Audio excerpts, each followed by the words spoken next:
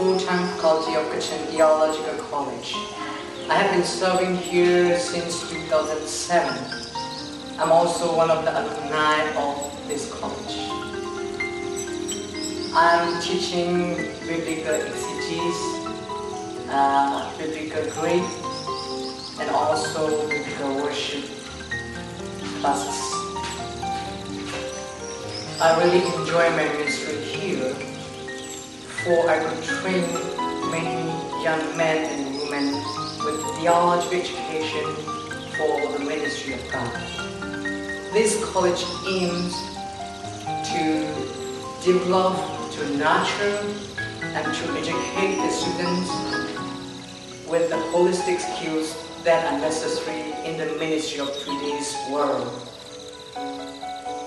This college, being located between China and India, which are the two largest populated countries in the world, is the most strategic place for carrying out Great Commission.